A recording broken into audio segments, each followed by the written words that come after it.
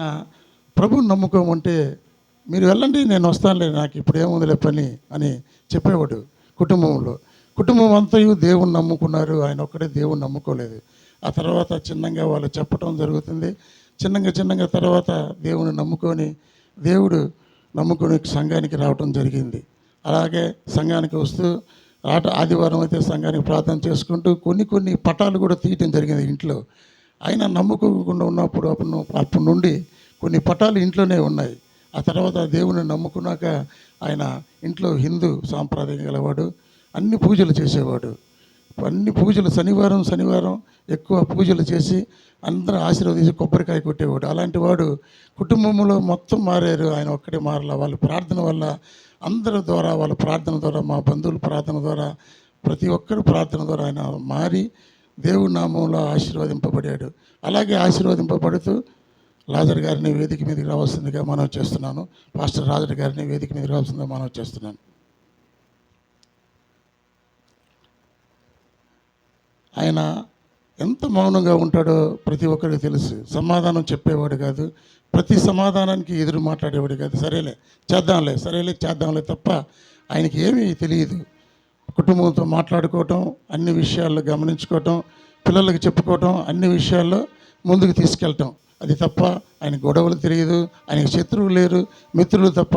దేవుడి కృపను బట్టి కొద్ది మాసాల్లోనే ఆయన ప్రభు నమ్ముకొని కొన్ని సంవత్సరాల ద్వారానే ప్రభు పేరట ప్రభు నామంలో ఆయన తీసుకెళ్లారు.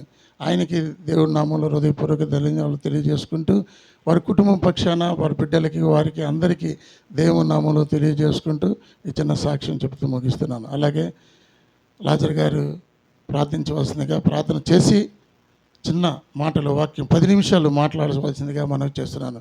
లాజర్ గారు వచ్చారు, వారు ఒక ప్రార్థన చేసి వారు వాక్యం చెప్పాలి. ఒక 10 నిమిషాలు, టైం లేదు, ఇంకా చాలామంది ఉన్నారు కనుక వాక్యం చెప్పవలసిందిగా మనవి చేస్తున్నాం ప్రార్థన చేసి.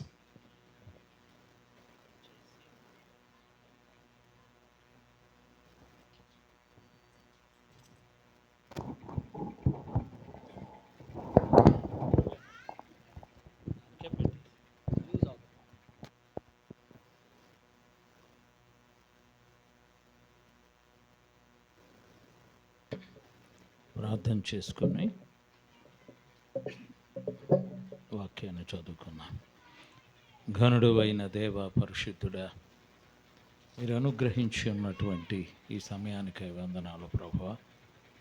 మేమందరము కూడాను మీ మాటలతో ఆదరణ పొందటానికి, ముఖ్యంగా కుటుంబ సభ్యులను ధైర్యపరచడానికి కావలసి ఉన్నటువంటి నిరీక్షణ సమయాన్ని ఇచ్చి ఉన్నారు. మీకు వందనాలు పరిశుద్ధుడా. మొదటి నుండి చివరి వరకు మీరే మాట్లాడి మీ నామమును ఘనపరుచుకొనమని మా రక్షకుడు, మా ప్రభువును అయి ఉన్నటువంటి యేసు ప్రభు వారి అతి పరిశుద్ధ నామమున బ్రతిమాలి అడుగుచూ ఉన్నాము తండ్రి, ఆమేన్.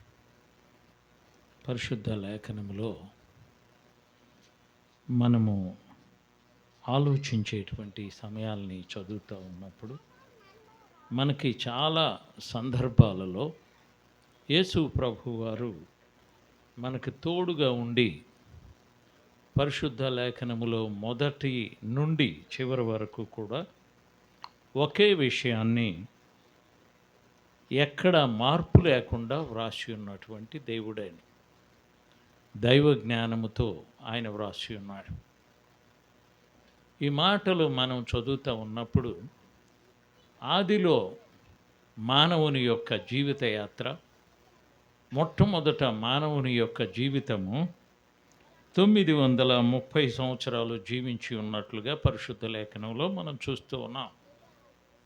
ఆ తరువాత దేవుడు హానోకు అనేటువంటి అతన్ని లేపుకొని తన మహిమార్థమై అతన్ని ఉపయోగించుకొని 350 సంవత్సరాలు జీవించిన తర్వాత అతను ప్రభు యొక్క సన్నిధానంలోనికి చేర్చుకొనబడి ఉన్నాడు. 365 సంవత్సరాలండి. ఆదికాండము 5వ అధ్యాయము 23వ వచనంలోనండి. హానోకు దినములన్నీ 365 ఏండ్లు హానోకు దేవునితో నడిచిన తరువాత దేవుడు అతన్ని తీసుకొని పోయాను. 365 సంవత్సరాల తర్వాత దేవుడు అతన్ని తీసుకుని వెళ్ళాడు. ఆ తరువాత అతని యొక్క కుమారుడైనటువంటి మెతూషలను 27వ వచనములో మెతూషల దినములన్నీయు 969 ఏండ్లు, అప్పుడు అతడు మృతి పొందాను. పరిశుద్ధ లేఖనములో అందరికంటే ఎక్కువ కాలము జీవించి ఉన్నటువంటి ఆయన 969 సంవత్సరాలు ఆయన.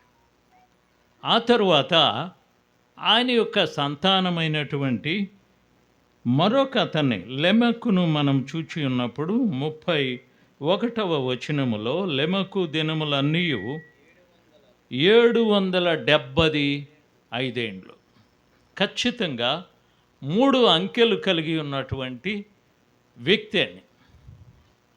3 అంకెలు అనగానే మనము ఏదైనా సరే ఆలోచిస్తూ వచ్చి 666 అనగానే దేవదూతల యొక్క పేర్లు వస్తూ ఉంటాయి అని.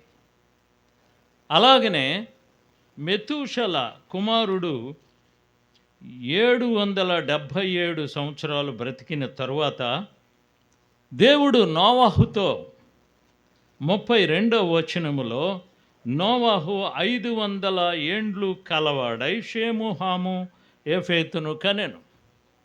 500 సంవత్సరాలకి దేవుడు అతనికి ఒక ఏర్పాటుని చేసి ఉన్నాడు.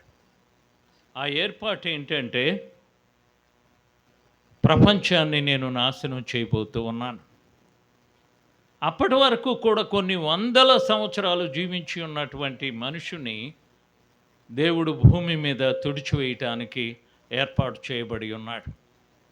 ఆ తరువాత అతని యొక్క ఆయువుని మనము లెక్క వేస్తూ వచ్చి ఉన్నప్పుడు 6వ అధ్యాయములోనే 3వ వచనములో ఒక మాట మనకు వ్రాయబడి ఉన్నదండి. అప్పుడు యెహోవా, నా ఆత్మ నరులతో ఎల్లప్పుడూ వాదించదు, వారు తమ అక్రమ విషయములో నరమాత్రులై ఉన్నారు. అక్రమ విషయములో నరమాత్రులై ఉన్నారు. అందువలన దేవుడు ఏం చేసి ఉన్నాడయ్యా అంటే, వారి యొక్క ఆయువుని అయినను వారి దినములు 120 ఏండ్లు అగును. మరి 930తో మొదలుపెట్టిన దేవుడు 120 సంవత్సరాలకి మనుషుని యొక్క ఆయువుని తగ్గించి వేసి ఉన్నాడు. కాబట్టి మనం ఒక్కసారి ఆలోచించుదాం. మన ఆయువుని దేవుడు లెక్క వేసి ఏర్పాటు చేసి ఉన్నాడు ఆయన. తండ్రి కొంతకాలము, తన బిడ్డలు కొంతకాలము, ఆ తరువాత మార్పులు, చివరికి 120 సంవత్సరాలు చేసి ఉన్నాడు ఆయన.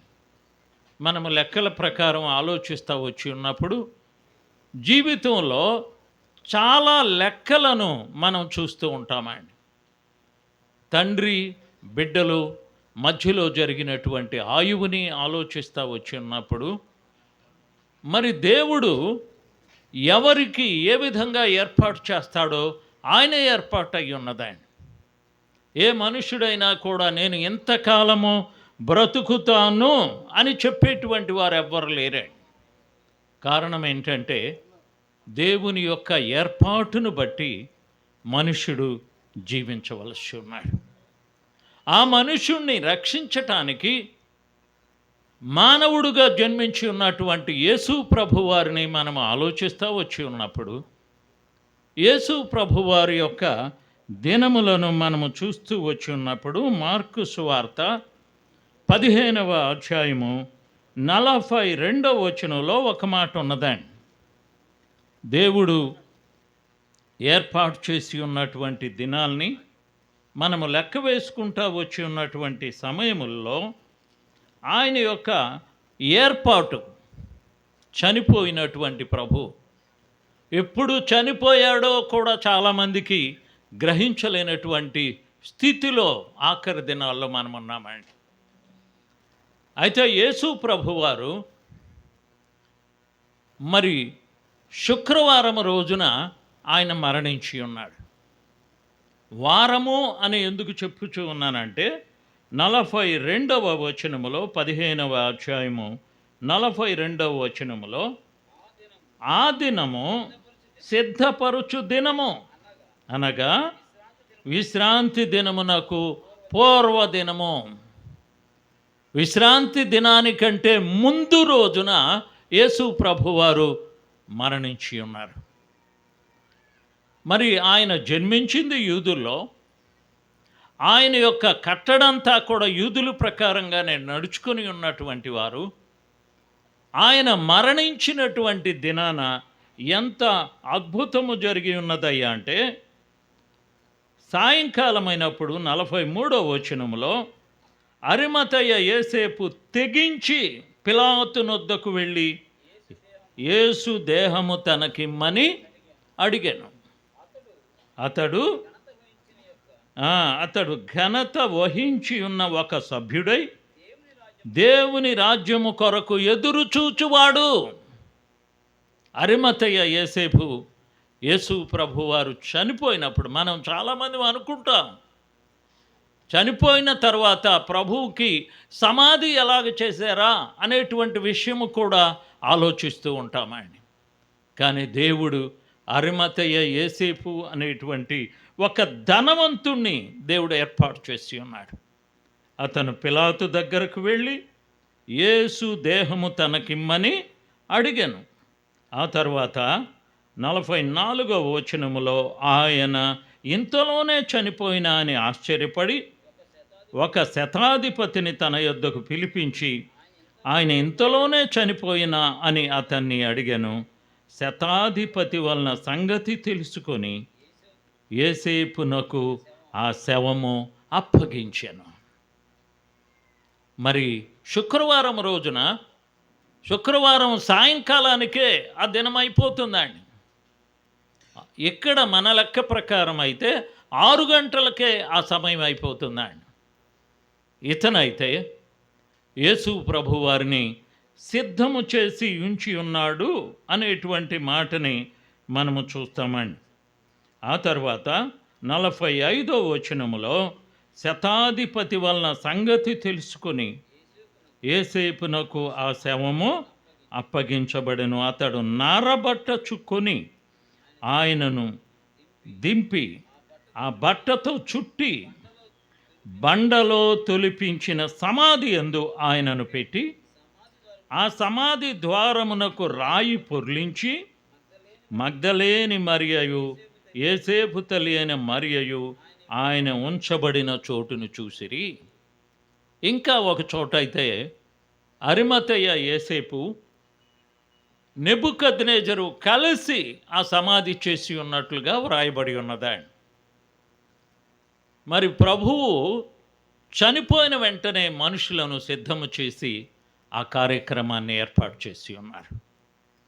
ఆ తరువాత మనము చనిపోయినటువంటి ప్రభువుని మొట్టమొదటిసారిగా ఎవరు చూచి ఉన్నారు అనేటువంటి విషయాన్ని మనము ఆలోచించినప్పుడు మరలా యోహాను సువార్త 20వ అధ్యాయంలోనికి చదువుకుందామండి. యోహాను సువార్త 20వ అధ్యాయములో యేసు ప్రభు వారిని చూడట 11వ వచనములో, అయితే మరియ సమాధి బయట నిలిచి ఏడ్చుచూ ఉండెను. చూసారా ఎంత ప్రేమతో ప్రభు కొరకు ఆమె ఆశపడి ఉన్నదో. ఏడ్చేటువంటివి ఆ స్త్రీని ప్రభు చూచి ఆమె ఏడ్చుచూ సమాధిలో వంగి చూడగా తెల్లని వస్త్రములు ధరించిన 2 దేవదూతలు యేసు దేహము ఉంచబడిన స్థలములో తల వైపున ఒకడును కాళ్ళ వైపున ఒకడును కూర్చుండి కనబడెను. మరి వారు ఏ ఆకారములో ఉన్నారు అనేది చెప్పబడలేదు, కానీ దేవదూతలు అని చెప్పబడి ఉన్నది. ఆ విధంగా ఆమె ఏడుస్తూనే ఉన్నది. ఆ ఏడ్చేటువంటి సమయములలో ఆమె ఎలాంటి ఆలోచనలతో ఉన్నదయ్యా అంటే, ఎవరో నా ప్రభువుని ఎత్తుకొని వెళ్ళి ఉన్నారు.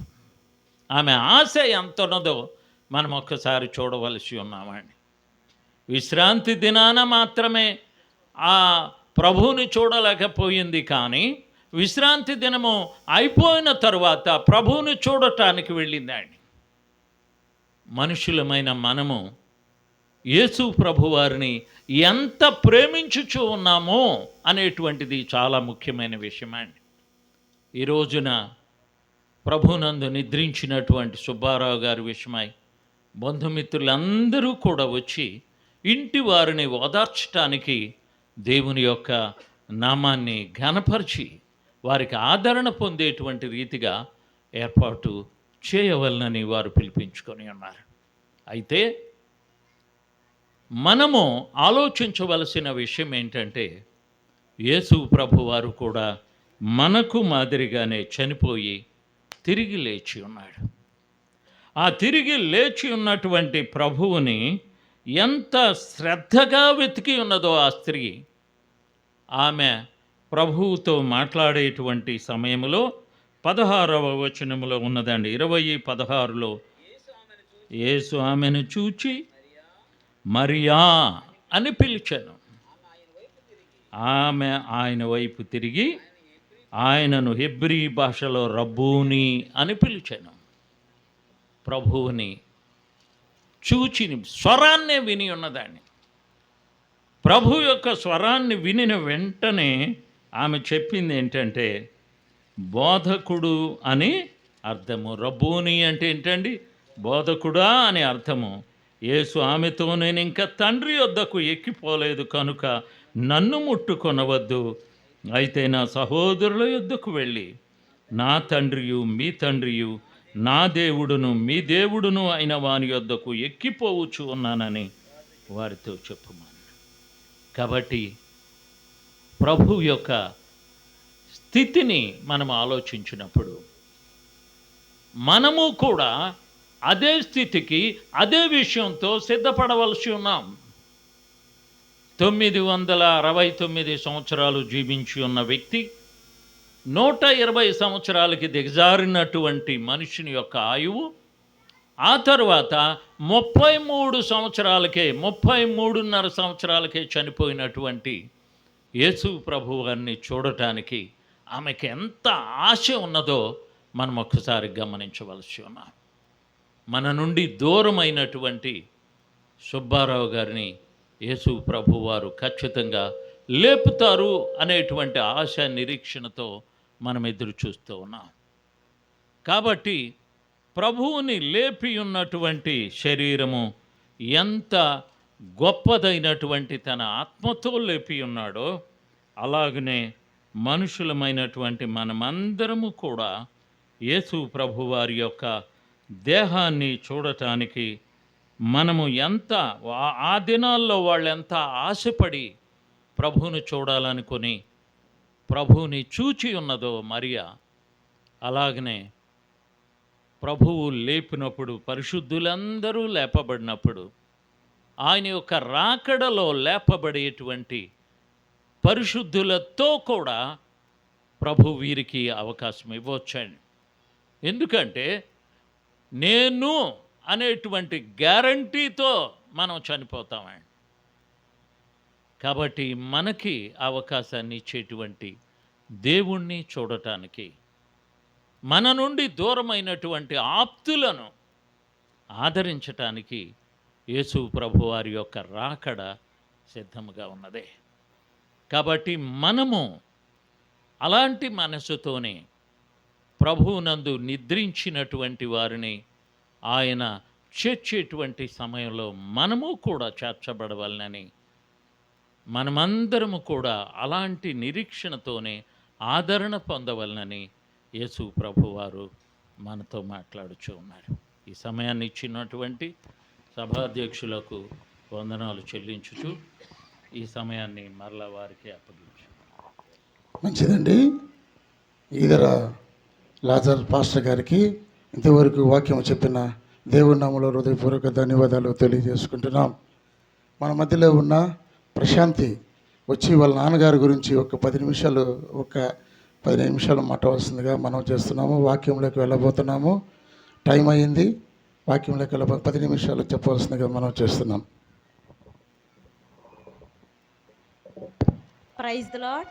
దేవుని నామంలో మీ అందరికీ వందనాలు అండి. వచ్చిన పెద్దలకి కుటుంబం తరపు నుంచి వందనాలు చెల్లించుకుంటున్నాను. ఎంతో ప్రేమతో మా మీద చాలా దూరం నుంచి వచ్చారండి. మీ అందరికీ చాలా వందనాలు. ముఖ్యంగా తాతయ్య, బాబాయ్ అందరూ వచ్చారు, మా మీద ప్రేమతో వచ్చారు. మీ అందరికీ చాలా వందనాలు. మొదటిగా నాన్నగారు చనిపోయి సంవత్సరం అయింది. కొండసింగు పేరయ్య గారు, సుబ్బమ్మ గారి రెండవ సంతానము మా నాన్న కొండసింగు సుబ్బారావు గారు. చిన్నప్పుడు చాలా కష్టాలు పడ్డారండి. చాలా అన్యులు వాళ్ళు, దేవుణ్ణి నమ్ముకోలేదు. మా తాతయ్య నాయనమ్మ చాలా గుళ్ళకు తిరిగేవాళ్ళు, కొబ్బరికాయలు కొట్టేవాళ్ళు, ఎంతో పూజ చేసేవాళ్ళు. చిన్నప్పటి నుంచి నాన్న కూడా మేము పుట్టిన తర్వాత మా అమ్మ నమ్ముకుంది, మమ్మల్ని కూడా అలాగే దేవుళ్ళలోకి నడిపించింది. కానీ మా నాన్న ఏమనేవాడంటే, మీరు వెళ్ళండి, నాతో ఏం పని మీకు, మీరు వెళ్ళి మీరు ప్రార్థన చేసుకోండి, మీరు ప్రార్థన చేస్తున్నారు కదా చాలే, నాకు కూడా బాగుంటుంది అని చెప్పేవాడు. ఎప్పుడు అడిగినా కానీ రాను రాను అనే చెప్పేవాడు. దేవుడు రైల్వే ఉద్యోగం ఇచ్చాడండి, రైల్వే ఉద్యోగం ఇచ్చాడు. అలాగే మా అమ్మ కుమారి గారిని వివాహం చేసుకున్నారు, మేనరికమే. తర్వాత ఎంతో కష్టపడేవారు తల్లిదండ్రులు అన్నాక, పిల్లల్ని ఎంతో కష్టపడే పెంచుతారు. మా అమ్మ మా నాన్న కూడా అంతే కష్టపడి రేయింబగలు పొద్దున్నే 3:30, 4కి వెళ్తే సాయంత్రం 8 అయ్యేదండి వచ్చేసరికి. ఒక రెస్ట్ కానీ, ఈ రోజుల్లో ఏంటంటే వీక్లీ వన్స్ కంపల్సరీగా రెస్ట్లు అట్లాంటివి ఉండేవి. కానీ మా నాన్న పొద్దున్నే 3:30, 4కి వెళ్తే 8కి వచ్చేవాడు కష్టపడి. మా అమ్మ బర్రెల పనులు చేసుకొని నా పిల్లలు చదువుకోవాలి. ఏంటంటే చిన్నప్పుడు అందరూ వెళ్ళేవాళ్ళము, బంధువుల ఇంటికి వెళ్ళేవాళ్ళము, అట్లా ఉండేవాళ్ళము. కానీ పెద్ద అయ్యేసరికి మా ప్రపంచం ఏమైందంటే, మా అమ్మ మా నాన్న ముగ్గురం పిల్లలం, మా అక్క అన్న నేనే, ఇదే ప్రపంచం అయిపోయింది మాకు. ఇంకా నాన్న అమ్మే మా ప్రపంచం. ఈరోజు మా నాన్న చనిపోయి సంవత్సరం అయినా ఏ రోజు ఒక ఏంటంటే ఒక దిక్కులేని వారం అయిపోయామేమో అనిపిస్తూ ఉంటుంది ఒక్కొక్కసారి మాకు. వెంటనే రెండో సెకండ్లోనే పరలోకపు దేవుడు మనకుండగా మనం ఎందుకు దిక్కులేని వాళ్ళం అయిపోతామనే ఒక ధైర్యం మాకు ఉంది. ఎందుకంటే దేవుడు విడిచిపెట్టే దేవుడు కాదు, ఒక గొప్ప ధైర్యం మాకుందండి. ఈ లోకపు తండ్రి మమ్మల్ని విడిచిపెట్టినను పరలోకపు తండ్రి మమ్మల్ని ఎప్పుడు విడిచిపెట్టడు. ఎందుకంటే తల్లిదండ్రులు మమ్మల్ని కష్టపడి పెంచి మమ్మల్ని స్థిరంగా మంచి భర్తలు, అత్తమామల్ని ఎట్లా అంటే అత్తమామలు కూడా మాకు తల్లిదండ్రులు. మా అమ్మ మా నాన్న ఏదన్నా మా అమ్మ ఏదన్నా కరిసినా కానీ మా అత్తమామలు ఈ రోజుకి కూడా ఎందుకమ్మా ఏంటి ఒక్కసారి కూడా మా మీద అరిచిన సందర్భం లేదు. అలాంటి ఇండ్లకి మమ్మల్ని పంపించాడు. ఎంతగానో దేవుని స్తుతిస్తామండి. మా నాన్న కష్టపడి ఎంతో మమ్మల్ని ప్రేమించి పంపించి ఇళ్ళకి. భర్తలైనా అండి, మా నాన్న ఎంత తగ్గింపుతో ఉంటారో మాకొచ్చిన భర్తలైనా, మా బావగారైనా, నా భర్త అయినా చాలా తగ్గింపుతో ఉంటారండి. అలాంటి భర్తల్ని దేవుడు మాకు ఇచ్చాడు. అందును బట్టి మేము చాలా దేవుని కృతజ్ఞతాస్తుతులు చెల్లిస్తున్నాము. అలాగే చాలా లాస్ట్ స్టేజ్కి వచ్చారండి. చిన్నప్పటి నుంచి కొంచెం షుగరు, బీపీ అన్నీ ఉండినాయి. అప్పటి నుంచే టాబ్లెట్స్ వాడుతూ ఉన్నారు. మేము పెద్ద అయ్యే కొద్దీ ఇన్సులిన్ స్టార్ట్ చేశారు. ఇన్సులిన్ స్టార్ట్ చేశాక లాస్ట్ ఒక 2 ఇయర్స్ బ్యాక్ నుంచి బాగా సిక్ అయిపోయారు. సిక్ అయిపోయాక ఏంటంటే ఒకానొక స్టేజ్లో ఇంకా అయిపోయింది. తీసుకెళ్ళాం హాస్పిటల్కి. బాగానే అప్పటి వరకు మాట్లాడారండి మాతో, బాగానే మాట్లాడారు. నేను సరే లోపల నాకు బాగానే ఉంది అని మాట్లాడారు. ఎప్పుడు వచ్చారు అని చెప్పి మాట్లాడారు. హాస్పిటల్లో కూడా మాట్లాడారు, బాగానే ఉంది అని తీసుకొని వెళ్ళేసరికి సరే ఆ బెడ్ మీద పడుకున్నాడు. తీరా మమ్మల్ని పిలిచేసరికి సిపిఆర్ చేస్తూ ఉన్నారండి. ఇంకా అయిపోయింది. మా నాన్న ఇంకా లేడు అని చెప్పేసి అందరం అక్కడే పడిపోయి ఏడుస్తూ ఉన్నాము. కానీ దేవుని అద్భుత కార్యం ఏంటంటే, దేవుడు మళ్ళీ ఊపిరి పోసాడండి మా నాన్నకి. ఆ రోజున ఎంత మేము ఏడ్చామంటే, ఎందుకు దేవా మమ్మల్ని అప్పుడే మా నాన్న విడిచి వెళ్ళిపోతున్నాడు, మేము అనాథలం అయిపోతాము దేవా, మా నాన్నకి జీవం ఇవ్వు ప్రభువా అని చెప్పి మేము అక్కడే ప్రార్థన చేశాము. అలా బ్రతికించాడు దేవుడు. తర్వాత అలా బాగానే వచ్చాడు, ఇంటికి వచ్చేసాడు. తర్వాత లాస్ట్ ఇయర్ డిసెంబర్లో 2 ఇయర్స్ బ్యాక్ డిసెంబర్లో మళ్ళీ హాస్పిటలైజ్డ్ అయ్యాడు. ఆ టైంలో అయితే వెంటిలేటర్ మీదకి వెళ్ళిపోయాడు. ఏంటంటే ఆ స్థితిలో ఏందంటే మా నాన్న చూస్తే మాకే ఇలాంటి స్థితి కూడా దేవుడు పెడతాడా అనే ఒక ఆలోచన వచ్చింది. ఎందుకంటే కాళ్ళు చేతులు 2 మంచానికి కట్టేసి, చేతులు కూడా కట్టేశారండి. ఇంతింత లావున వాచిపోయినాయి చేతులు. ఇంతకంటే నన్ను ఎవరు వెళ్ళినా అండి, బిడ్డలం మేము వెళ్ళినా కానీ, ఎవరు వెళ్ళినా కానీ, ఇలాంటి స్థితిలో నన్ను ఉంచే బదులు నన్ను చంపేయొచ్చు కదా, ఎందుకు ఇలాంటి స్థితిలో నన్ను ఉంచుతున్నారు మీరు, మీ వల్లనే ఇంత వేదన మేము పడుతున్నాను, ఎందుకు నన్ను చంపేయచ్చు కదా, ఇలాంటివి ఎందుకు పెడుతున్నారు, మీ వల్లనే ఇలా నేను అనే ఒక స్టేజ్లోకి వెళ్ళిపోయాడు. ఫుల్గా అనస్థీషియాస్ ఇచ్చేశారు. బాగా మత్తులో ఉన్నాడు, అసలు పడుకోవట్లేదు. ఏంటి 11ంటికి ఐసీయూలోకి పిలుస్తారండి వాళ్ళు. 11ంటికి పిలిస్తే అస్సలు ఆక్సిజన్ మాస్క్ పెట్టినా కానీ ఉంచుకునేవాడు కాదు. నాకు ఊపిరి ఆడట్లేదు, ఎందుకు మీరు అందరు నన్ను ఇట్లా చేస్తున్నారు, ఏదైతే అది అయ్యిందంటే, నాన్న ఎందుకు అలా చేస్తున్నావు, నువ్వు అలా అనుకునే బదులు దేవునికి ప్రార్థన చేసుకోవచ్చు కదా అంటే, చేసుకుంటున్నాను అనేవాడండి. ఏమని చేసుకుంటున్నావు అని కూడా నేను అడిగేదాన్ని మా నాన్నని. ఏంటి అంటే, ఏసయ్యా నాకు నొప్పులు తగ్గించయ్యా, ఈ బాధ నుంచి తీసివేసాయ్యా అని చెప్పి ప్రార్థన చేసుకుంటున్నాను అని కూడా ఆ వెంటిలేటర్ బెడ్ మీద ఉండి కూడా చెప్పేవాడు. తీసేశాక చెప్పేవాడు అలా. సరే అని చెప్పేసి అక్కడి నుంచి కూడా దేవుడు తప్పించాడండి. ఎన్నో రోజులు ఒక 1 వీక్ వరకు వెంటిలేటర్ మీదే ఉన్నాడు. సరే అక్కడి నుంచి దేవుడు జీవం ఇచ్చి కాపాడి మళ్ళీ తీసుకొచ్చాడు. ఏంటంటే మా నాన్న చిన్నప్పటి నుంచి, నేను పుట్టినాక మా నాన్న ఏడవటం నేను ఎప్పుడు చూడలేదండి. ఆ రోజు హాస్పిటల్ నుంచి తీసుకొని వస్తున్నాం అందరమే. అక్కడ గేట్ దగ్గర ఉండి ఎందుకు ఇట్లా చేస్తున్నారని చెప్పి పెద్దగా ఏడ్చాడు. ఆ రోజు ఎంత బాధేసిందంటే, మా నాన్న నాకు తెలిసి చిన్నప్పటి నుంచి ఎప్పుడు ఏడవలేదు. మా తాత మా నాయనమ్మ చనిపోయినప్పుడు కూడా ఎప్పుడు ఏడ్చుండడు. అలాంటిది హాస్పిటల్లో నుంచి బయటకు వచ్చాక తీసుకొచ్చాక అలా ఏడ్చాడు. సరే అందరూ వచ్చారండి, ఇక్కడున్న నాకు తెలిసి బంధుమిత్రులు అందరూ మా నాన్న చూడటానికి వచ్చారు. దూరంగా ఉన్న వాళ్ళు ఫోన్లు చేస్తున్నారు. మా నాన్న చనిపోయాక ఒకటి మాకు అర్థమైందండి, మా నాన్నని ప్రేమించే వాళ్ళు ఎంతమంది ఉన్నారా అనేది ఒకటి అర్థమైంది. అందరూ మాట్లాడతారండి. మామూలుగా మా నాన్న వెళ్తాడు, ఎంత ఓపిక లేకపోయినా, ఎవరన్నా పిలిస్తే ఫంక్షన్స్కి మేము వెళ్ళకపోయినా, మా అమ్మ వెళ్ళకపోయినా మా నాన్న చిన్నగా వెళ్ళేవాడు. కానీ అందరు ఫోన్ చేసి మా నాన్న చనిపోయాక ఇంత ప్రేమిస్తున్నారా మా నాన్నని అనే ఒక విషయం మాకు అర్థమైంది. అతను బట్టి దేవుణ్ణి మేము ఎంతగానో స్తుతించాము. ఆ తర్వాత మళ్ళీ కొన్ని రోజులు బాగానే ఉన్నాడు, బాగానే ఆరోగ్యం స్థిరపడింది, కొంచెం నడుస్తున్నాడు, పని చేసుకుంటున్నాడు, అయిపోయిందంతా. మళ్ళీ కొన్ని రోజులకు ఒక 6 months అయ్యాక మళ్ళీ వెంటిలేటర్ లాస్ట్ ఇయర్ మేలో మే 26న బాగానే ఉన్నాడండి. బాగానే మాట్లాడాడు, అన్నీ చేశాడు, తిన్నాడు, బాగానే ఉన్నాడు. 27th నుంచి బాగా సిక్ అయిపోయారు. సరే టాబ్లెట్స్ వాడుతూ ఉన్నారు. మళ్ళీ హాస్పిటల్కి తీసుకెళ్ళాడు. వెంటిలేటర్స్ మీద పెట్టారు. అక్కడ నుంచి కూడా ఒక 2 days 3 daysకి మళ్ళీ కోలుకున్నారు. జనరల్ వార్డుకి తీసుకొని వచ్చారు. బాగానే ఉన్నాడు. మా నాన్న బతికేసి మళ్ళీ ఇంటికి వచ్చేసాడు అనే ఒక నమ్మకంతో నేను ఉన్నానండి. దేవుడు మళ్ళీ మా నాన్నకు జీవం ఇచ్చాడు, ప్రాణం పోసి మా కోసం మళ్ళీ ఇంటికి తీసుకొచ్చాడు అనే ఒక ధైర్యంతో ఉన్నాము. అక్కడ నుంచి మళ్ళీ వెంటిలేటర్స్ మీదకి వెళ్ళాడు. ఇంకంతే అండి, ఆ రోజు నుంచి మాట లేదు. పోయిన సంవత్సరం మే 26న లాస్ట్ నేను మా నాన్న డైరెక్ట్గా మాట్లాడటం, ఎంతగానో ప్రేమించేవాడండి నన్ను. మే 26 ఇంకా లాస్ట్ మా నాన్న చూడటం, నేను అదే డైరెక్ట్గా మాట్లాడటం.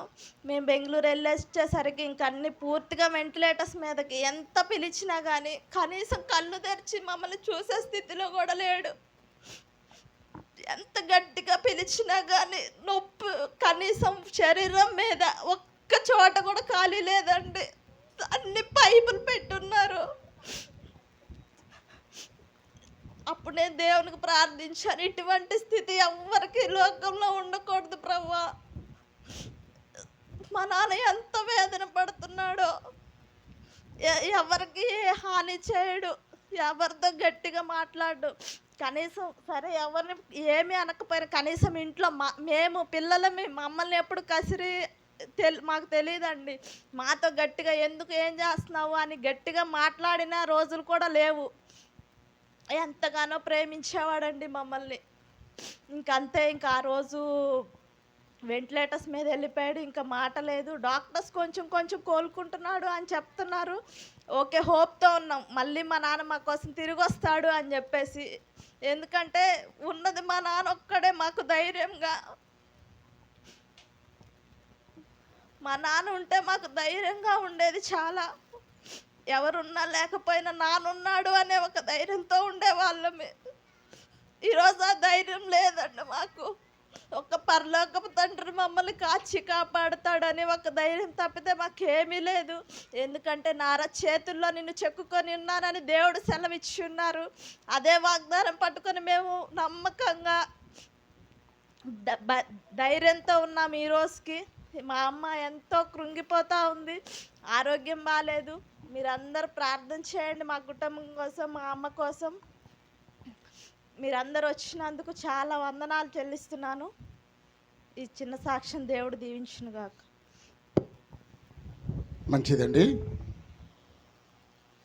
ప్రశాంతి వాళ్ళ నాన్నగారి గురించి సాక్ష్యం ఇంతవరకు చెప్పింది. వారిని దేవుడి నామంలో దీవించబడును గాక. ఇప్పుడు ఒక పాట పాడాలని మనం చేస్తున్నాను. పాస్టర్ రవికుమార్ గారిని ఒక పాట పాడవలసిందిగా మనం చేస్తున్నాను. ఆ తర్వాత వాక్యం సందేశంలోకి వెళ్ళబోతున్నాము. ఒక పాట 2 వచనాలు పాడవలసిందిగా మనం చేస్తున్నాను.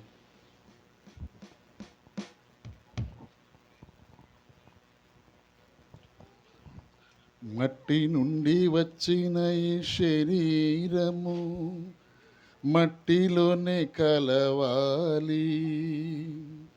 స్వామి నీవిచ్చిన ఈ ఆత్మ తిరిగి నీ చెంతకు చేరాలి. మట్టి నుండి వచ్చిన ఈ శరీరము మట్టిలోనే కలవాలి. స్వామి నీవిచ్చిన ఈ ఆత్మ తిరిగి నీ చెంతకు చేరాలి. నీకే నీ స్వంతం, నీవే నా సర్వం, నీ దరికి చేరాలి. నీకే నీ స్వంతం, నీవే నా సర్వం, నీ దరికి చేరాలి. ఈ లోకాన నేనొక్క బాటసారి, ఈ జీవితమే ఒక ప్రయాణము. ఈ లోకాన నేనొక్క బాటసారి, ఈ జీవితమే ఒక ప్రయాణము. తెరువుమయా తెరువుమయా నా హృదయ నేత్రములు. తెరువుమయా తెరువుమయా నా హృదయ నేత్రములు. ఎక్కడికి నే వెళ్ళుచున్నానో ఎరిగించు నా స్వామి. ఎక్కడికి నే వెళ్ళుచున్నానో ఎరిగించు నా స్వామి. మట్టి నుండి వచ్చిన ఈ శరీరము మట్టిలోనే కలవాలి. స్వామి నీవిచ్చిన ఈ ఆత్మ తిరిగి నీ చెంతకు చేరాలి. స్వామి నీవిచ్చిన ఈ ఆత్మ తిరిగి నీ చెంతకు చేరాలి. లోకమంతా సంపాదించి ఆత్మను కోల్పోయిన లాభం ఏమున్నది? లోకమంతా సంపాదించి ఆత్మను కోల్పోయిన లాభం ఏమున్నది? ఒకరోజు ప్రభు ముందు నిలబడి